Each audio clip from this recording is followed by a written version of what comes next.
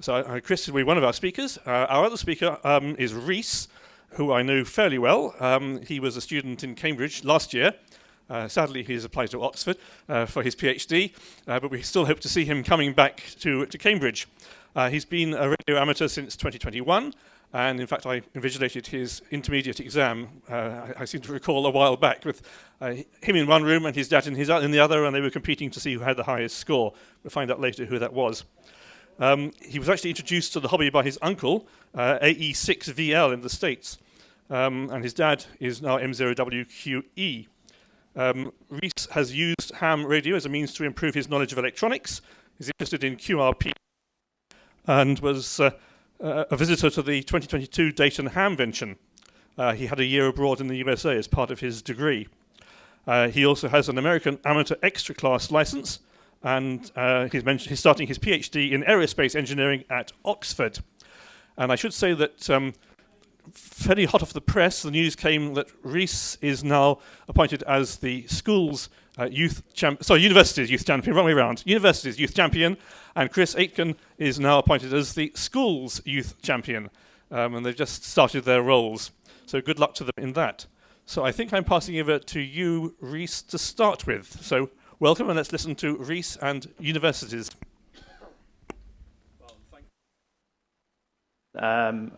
We're live. Thank you very much for that introduction. I am Rhys Williams, Mike 0 Whiskey Golf Yankee, or Alpha Juliet 6 X-Ray Delta. Today I'm going to talk to you a little bit about YOTA and some things about amateur radio at university, my experiences, and some hopes that I have for the future of the hobby. So, just a little bit about me. Martin's given you the highlights, really. I'm just starting my DPhil in aerospace engineering in Oxford, having just come from the Cambridge University Wireless Society as well, where I was a member this past year. That was a really interesting and fun club to be a part of, really active and full of lots of youth engagement, well, which is really good. I got my foundation license in 2021 during the pandemic, and my dad and I have been doing the two licenses, so all three licenses altogether. During my year abroad in the USA, like Martin said, I got my amateur extra license as well, so I've been really quite active in the hobby since being a student at university. And this year, I was, unfortunately, the sole UK representative, but nonetheless a representative of the RSGB at the Youngsters on the Air camp in Prague, in the Czech Republic. Now, this is a yearly running camp, and this time we had 95 participants from over 25 different countries, all sorts of youngsters from various walks of life. And here is the course photo we took. You might just be able to see here the flag pointing out the back, and it just goes to show how many people were actually there. And we had lots and lots of youth amateurs here as well, mainly from Europe. But we had some representatives from African nations and from East Asia as well. So it was really great to see a diverse international community of youngsters. We had people at university, we had people who are in the workplace just after university, and we even have some people who are still in school. And it was really great to see the range of people we had there and to hear about their experiences. So some of you may have followed on from the blogs that I was sending back. They're online on the RSGB website if you fancy going to have a look at them. I think they're quite good, but then I'm biased, so I would say that. Here are a few things that we got up to. Pretty much a little bit of everything, and it was really great to see, and it was a really great experience to have to kind of increase the breadth of my knowledge in this hobby. So we did a bit of radio direction finding. Here's a picture of me looking slightly gormless, trying to find my way around as well. Quite a lot of operating, often till quite into the small hours in the morning. We had access to a remote station with the Czech Radio Club, and we had quite a large setup on site as well. Some of you may have even heard the OL24 YOTA call sign on the air. We had quite a few operators going around the clock, so it would be great to hear if any of you were able to hear us back here in the UK. And one thing which I put right in the middle of the slide here, which gained a lot of traction with the blogs, was the kit building.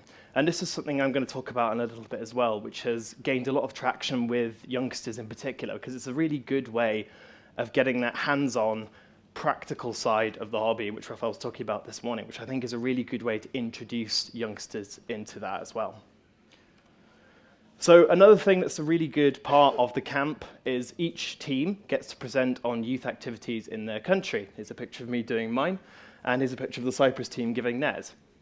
And the purpose of this was essentially to hear about what is going on in various parts of the world. We had all these amateurs from various walks in life telling us what's going on in their country, what successes they have, what they want to work on, and it's a really nice forum to share all of that information together. And so I'm going to tell you a little bit about what I've learned from some other teams, and with aims to implement that back here at home. So, after a quick bit of Googling, we've got 166 universities in the UK. So how many of these have an amateur radio club? More particularly, how many of these have an active amateur radio club? Maybe 100? Maybe 50? About 5? Well, you're not far off.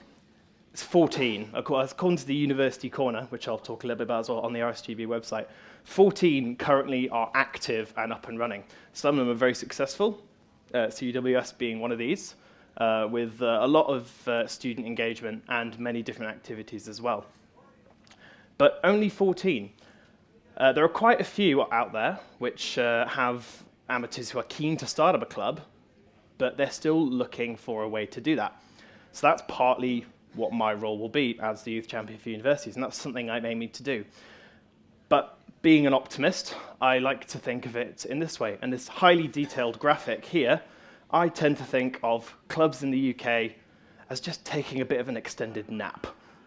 We have a lot of dormant clubs. We have a lot of clubs where call signs exist, or where there is previous evidence of a club being in place, but there's just no members, or very few members, and people can't get the traction they need in order to set something up full-time, whether it be funding, whether it be student-based, whether it be something to do with prioritizing work over hobbies as well.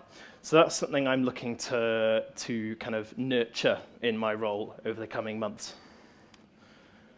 And so here's the big question. Where do we go from here? Well, one thing I learned at YOTA was some inspiration from the Japanese team.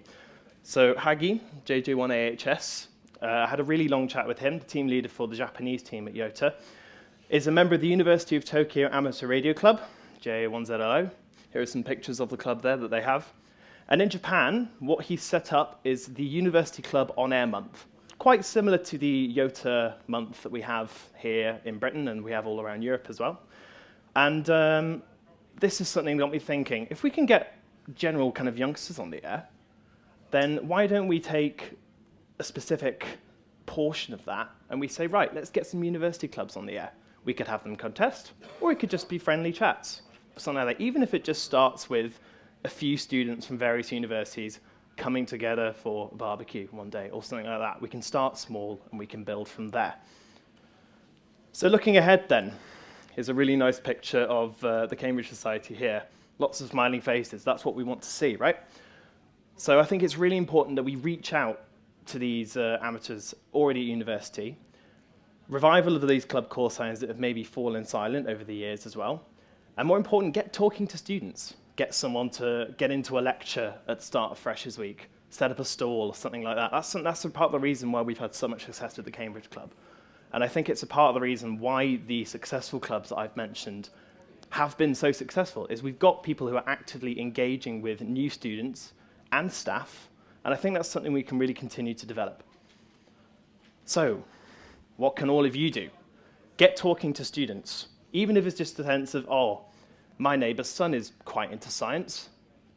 Have you ever tried amateur radio? Could you do this? Could you think about getting a foundation license? Something like that. If you know people who work in universities or in schools, like I'm sure Chris will talk to you in great detail soon, get talking to people. That's how we spread the word. That's how I got into the hobby first of all. It was a phone call to my uncle saying, I'm starting an engineering degree. How on earth do I get into electronics? Get your amateur radio license. That's the one thing that really set the spark for me, and I believe it can with many other people as well. You can become a STEM ambassador as well. This is run by the UK Research and Innovation. It's a volunteer role that will take you into schools, into universities, get talking to people, get people interested. It's just like we were hearing earlier with the Girl Guides and with Scouts and with all these other organisations as well. That's how we get people talking about it as well. And something for me really is please share your successes. Even if it's just a sense of like, I spoke to someone and now he's off tinkering something with a soldering iron. Please do share it. These little socials down here, they're not just part of the slide template. They're for you to go out and share. And that's what we want to hear from all of you. We want to hear your experiences. And if you have any ideas, please report back to us as well. And you can find out more. There's my new official shiny email address. Please do send me an email. I'd love to hear from all of you. It'd be excellent. And online as well, please do get in touch. I'd be absolutely thrilled to hear from you. If you want to see any more about me, there's also a link to my QRZ page. But for now, thank you all so much for being here, for listening to me. Thank you for having me speak. Thank you to all of you joining online. It's been wonderful to speak to you all. And I'd be happy to take any questions you have after we've heard from Chris. Thank you.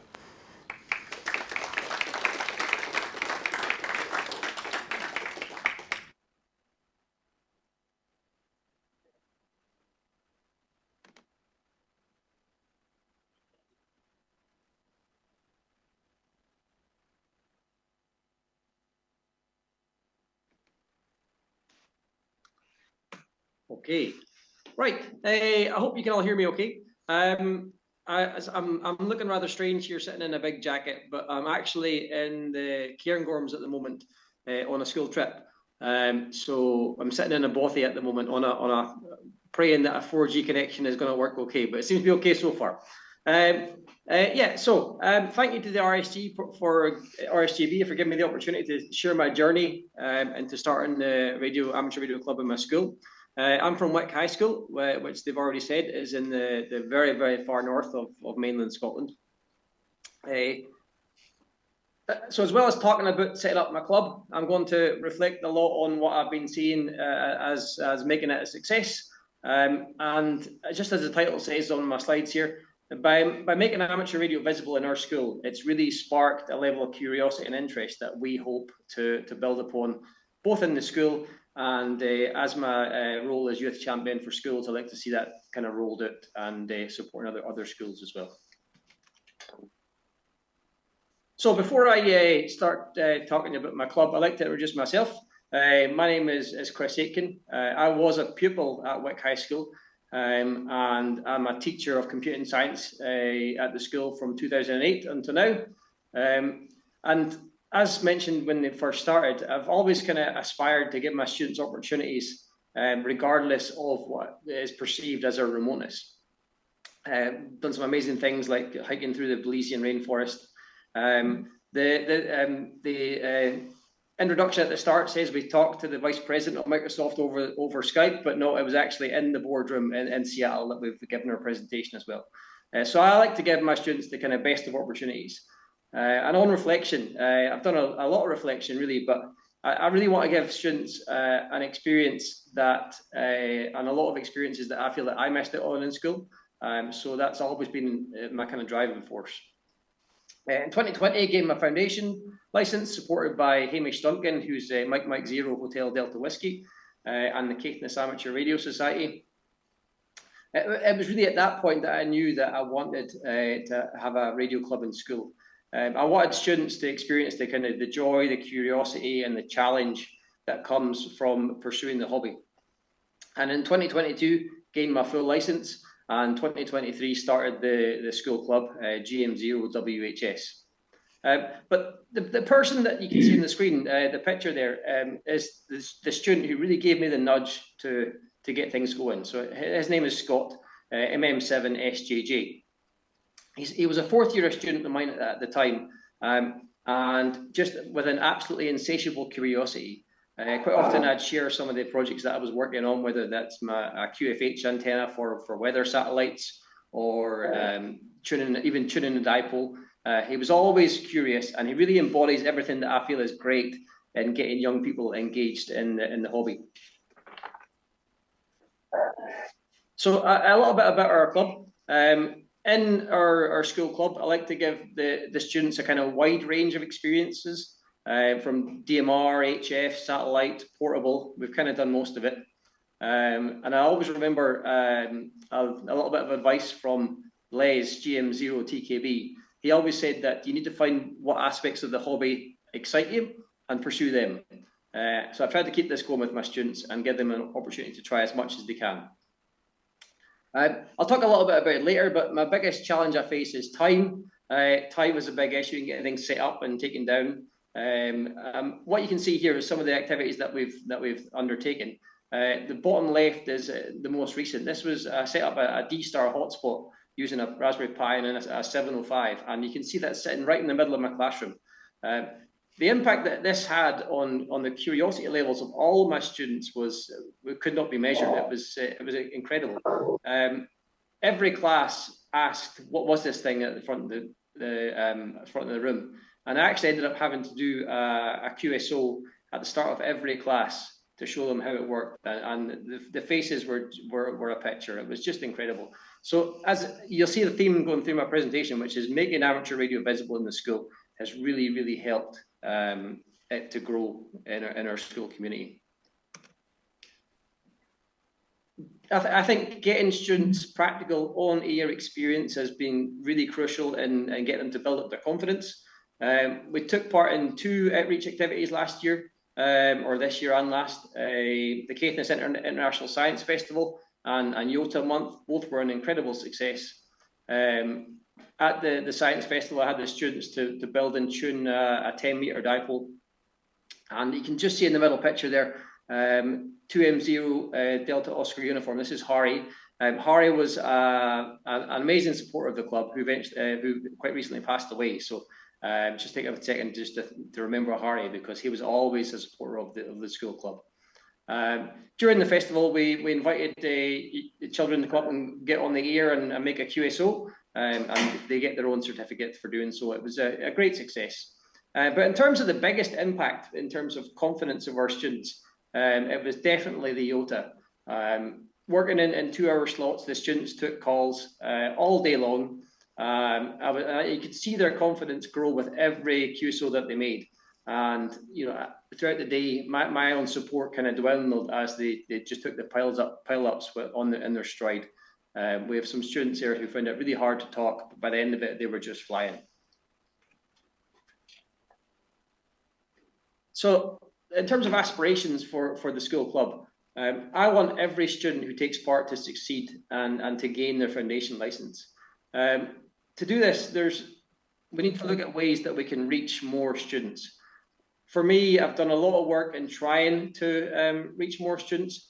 I think we can do a lot by promoting cross-curricular opportunities with other departments and moving the course away from what is extracurricular and lunchtimes towards a more integrated short course curriculum model. Build it into the curriculum. Give students opportunities where they maybe don't have time. Show them the amazing things about amateur radio by having it in class. We've already seen with the D-Star hotspot, pupils are curious and they're interested. We just need them to give them the opportunity. Students are quite difficult to put themselves forward for things like this. So I think exposing them as much as we can to amateur radio and encouraging them to set their foundation license in curriculum is the way to go. What you can see here are our 4 students who have passed their foundation license. We're really grateful to the RCF who funded the Baofeng handsets for loan for new operators. The idea is that we can really get our new operators on the air as cheaply and quickly as possible. And they really appreciated these handsets. They just love it. This week they've been using them a lot to listen to the educational contacts on the space station. So you can see kids walking around school with their Baofengs, and they're just over the moon delighted with it. So again, thank you to the RCF who did fund that for us. In terms of challenges, if you look on our Twitter feed, or X, I should say, it's full of all the great things that we're doing in Wick High School. But behind the scenes, there are a lot of challenges that need to be overcome. First up is we actually have no permanent setup in the school. We're in a new school building, so getting anything permanently fixed is a challenge. So this means on HF days, taking time to set up the NFED, setting up the radio, setting up the power supply, and getting it all kind of thrown out the window and flung up onto the football pitch. So I'm training my students to take on these kind of leadership roles as well, so they can do all this, but it does take time. And we also have the big problem of, well, I suppose it's a positive problem really, that we have a lot of lunchtime clubs in our school. So this means that our pool of students that could take part is already diluted. And given that we're primarily a lunchtime club, there's no way we can run the course theory alongside this. So we actually run the foundation license course as a series of live lessons online at night using Google Classroom. It's working really, really well. We do it in 8-9 week blocks with students, and we're now on our second cohort that are just about to sit their exam as well. So it seems to be going quite well, but it's always a struggle to find time that meets up for everybody. So just as Rhys said, we're talking to people here who can make a positive contribution to getting amateur radio out there for young people. I do think that kind of success breeds success, and I've said here that schools can't grow what they don't know. So from an educational perspective, I really want to share the positives and share the positives for the young person, but also the positives for the school in having amateur radio in your school. So really, for me, it's all about in my role as the youth champion, but also in my role as a school, is I want to share all the positive aspects that we've really seen in our school. So I do think that more schools will come on board once they see the success and they see the positive contributions that it does bring to the young person, whether that's just interpersonal skills by being able to talk to operators on the air, or gaining their qualifications, which is an industry recognized award. So there's two ways that I'm going to look at doing this. The first is, a goal of mine is to get amateur radio in the Times Educational Supplement, the Test magazine. Really, that is a direct channel to schools to really share the successes. And also another interesting approach is there's a course called Apps for Good. Wick High School was an industry kind of leader with that for around 8 or 9 years, and it's a really good course because it brings industry experts in contact with schools, and the experts can come in and support schools in their app development journey. And that's a kind of model that I would love to see, where we bring in amateur radio clubs, operators, keen operators, and bring them into schools to help support schools to build up their amateur radio curriculum. So what can you do? I would really like to see clubs and operators befriend a teacher or befriend a school. And as Rhys says already, share your successes, reach out to groups in your area, school groups, head teachers, whatever, and really just be visible. I've seen really a lot from curiosity from our students, just from being visible.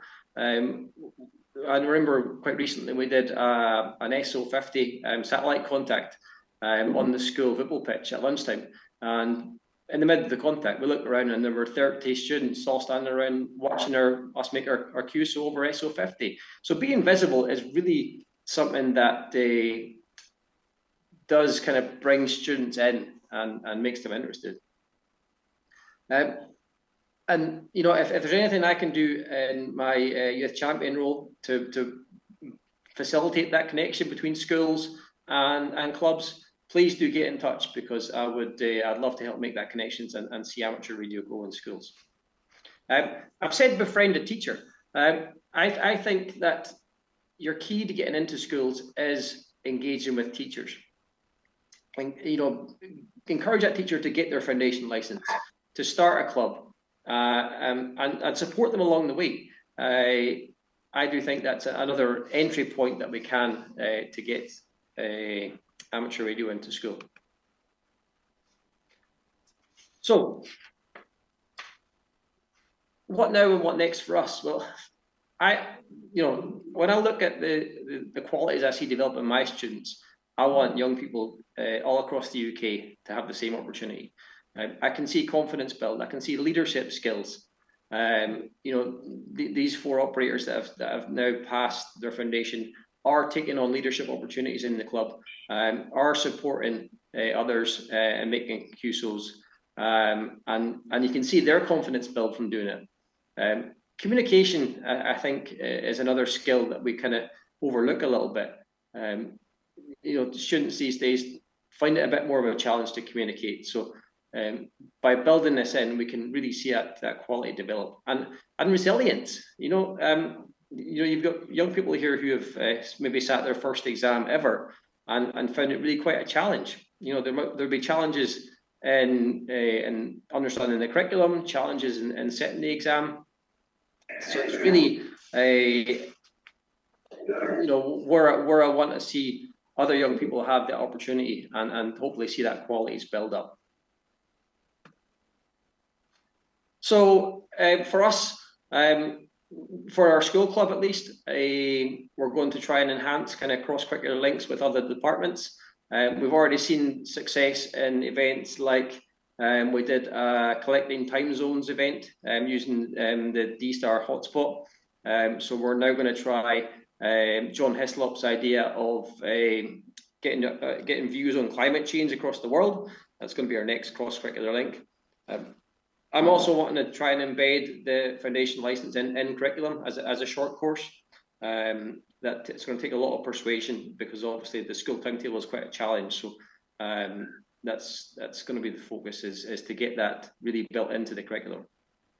And most importantly, I want to share the success with other schools, because as we've seen, schools won't grow what they don't know, and if they don't know about the benefits of amateur radio, they won't take the opportunity to grow it. And as you can see in the picture here, at the top of the tree is just make amateur radio visible. The more they see, the more curiosity they will bring, and the more interest and the more engagement we will have. So thank you very much, everybody, for listening to my talk. And as I said, in my role as a youth champion for schools, if I can do anything at all to help you or your club make contact with the school, please do get in touch, because I'd be delighted to take that forward. If you're looking for a link between a school and your club, or if I can talk to a head teacher to extol the benefits of amateur radio, please do let me know, and I'm happy to support that. So I think we're on to questions now. So thank you very much for listening. I really appreciate it and hope to work with you all soon.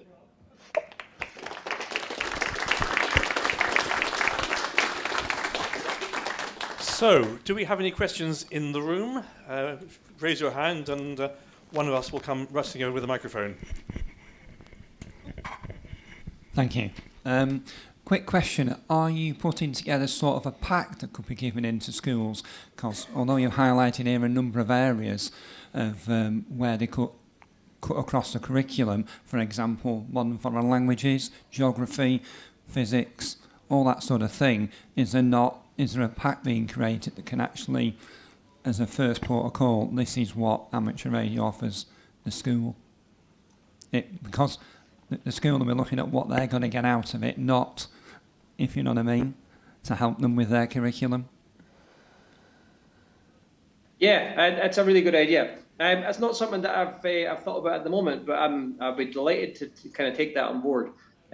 So I mentioned the Apps for Good course that we've run before, and they did the same kind of idea, but they kind of tied it in to meeting the curriculum standards, which is maybe a step, the step after what you're saying. But yeah, I do think it'd be a really good idea to look at where the cross-curricular opportunities are in education with amateur radio and where that overlap might be. So yeah, I'm gonna make a wee note of that, and that's something that I'm gonna try and work on. It's probably slightly different in different areas if it's Scotland or England, but there should be some generalities in them all that we could build something on that. So yeah, fantastic idea. Thank you very much for that. I'm happy to take that on board and work on that over the next few months. Yeah. Hi, Chris. It's John here. Thanks for the mention. Could you explain? Hi, John.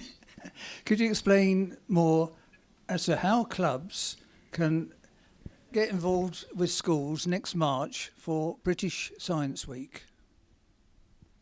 Yeah. So we've and the practical outreach group, the RSG practical outreach group, we've done a lot of work preparing online lessons and lesson packs for British Science Week. Am I allowed to say what the activities are, John? Sorry, Chris, what was that? Am I allowed to say what the activities are? Well, certainly, yes. Go ahead. Yeah. Okay, so John has done a fantastic set of online lessons for British Science Week. This year, he's done a DMR activity. So keep an eye out for the lesson plans and whatnot that will be available. There is also funding available for clubs that want to take on activities in British Science Week. I believe it's up to £400 is available for clubs who want to run activities. So if you're looking to run an activity, for example, like John's DMR activity, have a look on the British Science Week website, and if you need equipment or anything like that to run the activity, that's available. So you just fill in the form online, and they'll get back to you at some point. I think it's in November or early December. But yeah, that's going to be available. You have a question over here? Thank you. I was taken by what you both said about incorporating the exams or the activity in the curriculum. And I think UCAS the University Admissions team, do sometimes award UCAS points for things like horse riding or music that can actually boost the A-level score for students. And I wonder if there's any possibility of us talking to the likes of UCAS or the IET to actually make sure that if someone's got a foundation license or an advanced license, that couldn't actually count towards the UCAS total, which would give it some credibility in the school system, and also generally give it a bit more credibility. So I'd be interested to your thoughts on that. Have we spoken to the IET or UCAS about doing that sort of thing? Thank you. So, well, as yet, no. It's not certainly not on my end, but I think that's an excellent idea, because you are right.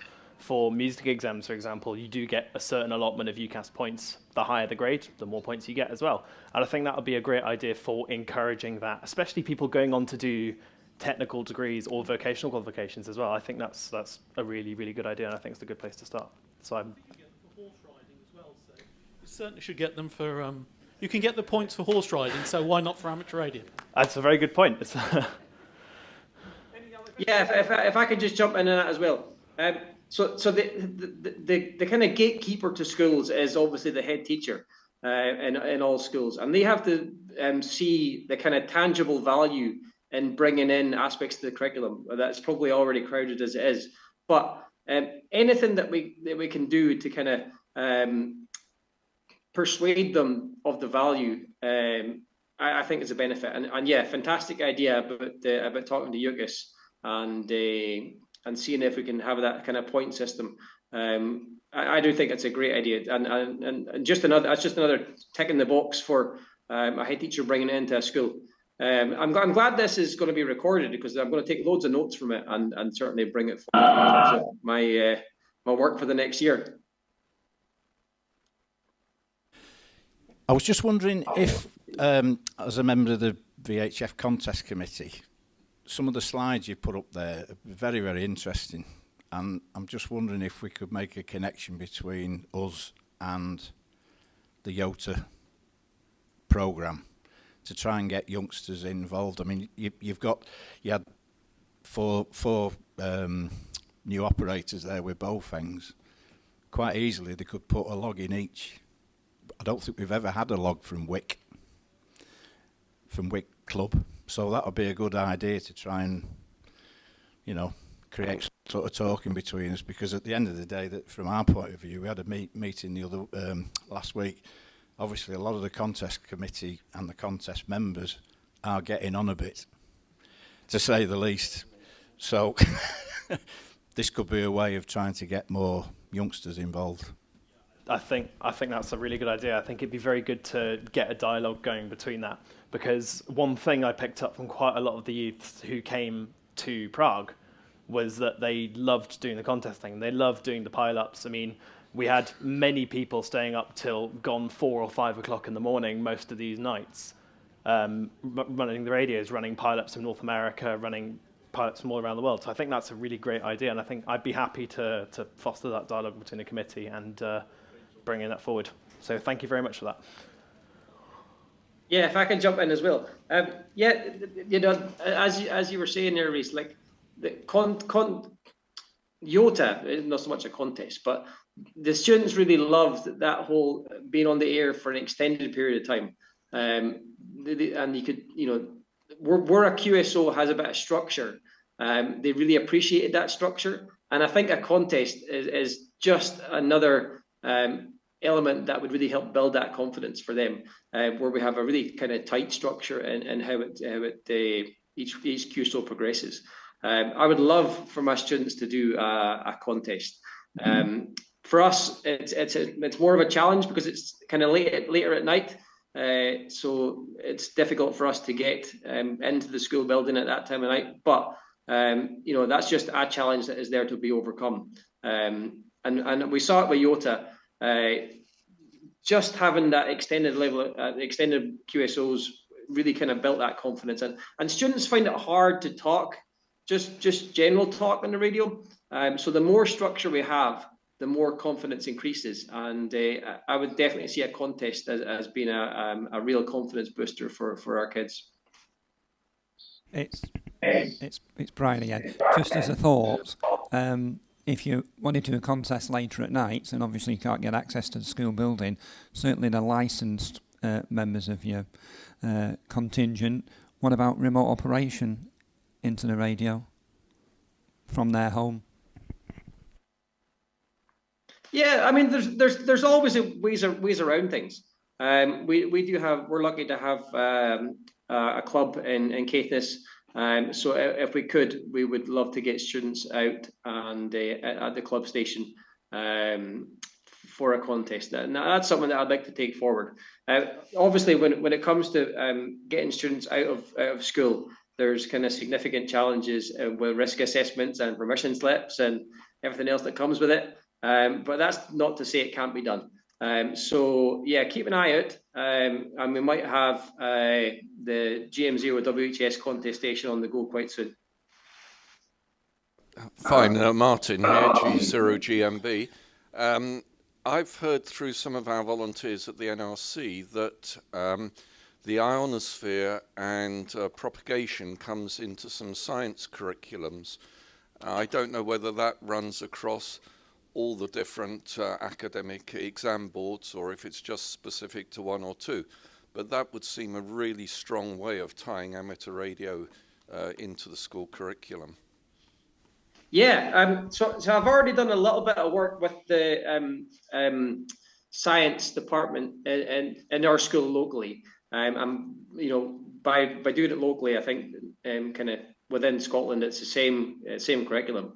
But that was the kind of driver for cross-curricular for me, was seeing how much overlap there is in our lower secondary curriculum with the foundation license.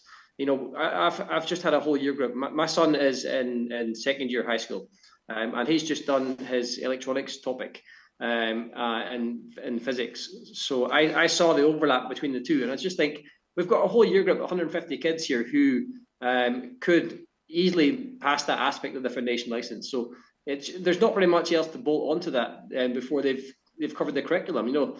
And you know, they do quite a lot of work in terms of satellites, ionosphere, and as you said, so there is aspects of overlap that I do think we need to explore.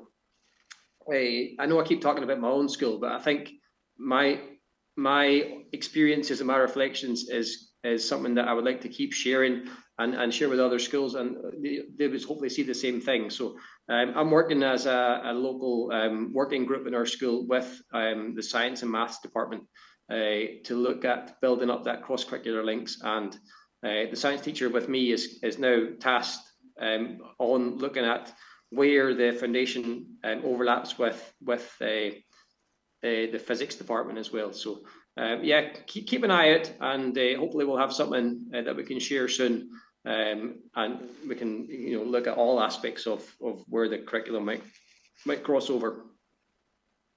Yeah, hi. I'm Jack, M7OFM. Yeah, I've got a question about SEND schools about doing radio. Is that possible? SEND. Sorry, I'm. It's special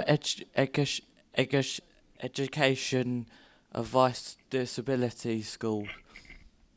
Oh, okay. Well, if I can't see any hurdles with that, to be honest. I do think that if it's something that you want to pursue, are you in the school yourself, or do you yes, want I in the school? am. Okay, fantastic. Well, yeah, if it's something that you want personally to see built up in your school, start talking to the head teacher. Let them know that it's something that you want to take forward. You can certainly pass on the Wick High School our ex feed is GM0WHS. I'd be more than happy to talk to your head teacher about how he or she could build it in. And from your side, all I would say is talk to the head teacher and talk to a club that could support you. Are you qualified yourself? Yes. Even better. You can run the club. There we go. I have been trying to thank you. I have been trying to get onto the student council about this, but they wouldn't listen. They just said, "Oh, that's it's for old people, but it's for young people as well." Mm-hmm. Okay, we have a question from a lady over here. If you've got the drive to do it, just do it. If funding is an issue, let me know, and I can point you in some directions of some funds. Certainly, I've never found funding to be an issue. If you're looking to get equipment, get set up, even a minimal setup like we see here with a D-Star or a DMR hotspot. You can set that up with a hotspot and a small handset, and you've got a club station. Really, what I would say is you've got the motivation. You do it. You talk to the head teacher, and you make it happen. Okay. Hi, I'm Larry, M0ZGT. Interesting to hear you talk about how you manage or explore the link between the curriculum and amateur radio and getting it into schools. And I can quite see that that's a whole challenge. I'm coming at it in a slightly different way. A lot of schools now are taking youngsters out on residential experiences. They're using outdoor education centres. They're expanding their opportunities through those. And has anybody explored the link about putting amateur radio into those outdoor education centres? Because there you've got the opportunity to do radio type activities that are not confined to a timed curriculum. They're not starting at 9 in the morning and finishing at 3:30. You've often got really good locations for those sort of things to happen, and exploring putting it into the curriculum in that way rather than through the school base. Yeah, I think the kind of gist we're seeing here is how there's so many opportunities for building an amateur radio, and outdoor education is just another one that we can kind of take forward. I would love to see it built into outdoor education. Duke Edinburgh is another one that really we should be looking at. We've got the scouts through YOTA as well. So you can see here how really it offers itself into so many aspects of a student's educational journey that I do think that would be another element that we could that we should be promoting. And with outdoor education elements, you do require obviously a qualified operator to run it. But like most things, these challenges are easily overcome. I'm I've taken all my radio gear here on this residential trip. And just around breakfast this morning, I was telling kids about the ISS contacts that happened last week, the educational contacts, and talking about the ionosphere during breakfast this morning. So they're all keen for a little demonstration at some point. So you can see here how there is that level of interest. It's up for us to then kind of foster that. Okay, thanks, Chris.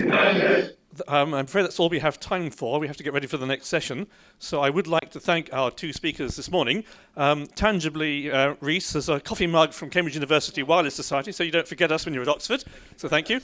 And a little something is on its way, I think, up to you, Chris, if all the transport arrangements work, to get an HF linear up to you. So hopefully we'll have the Wick hopefully have the Wick High School with a bit more power on HF. So many thanks indeed to both of you. I'm sure everybody would like to join in the thanks. And as you're in the Highlands, 2 words of Gaelic, Tang Vor, Chris.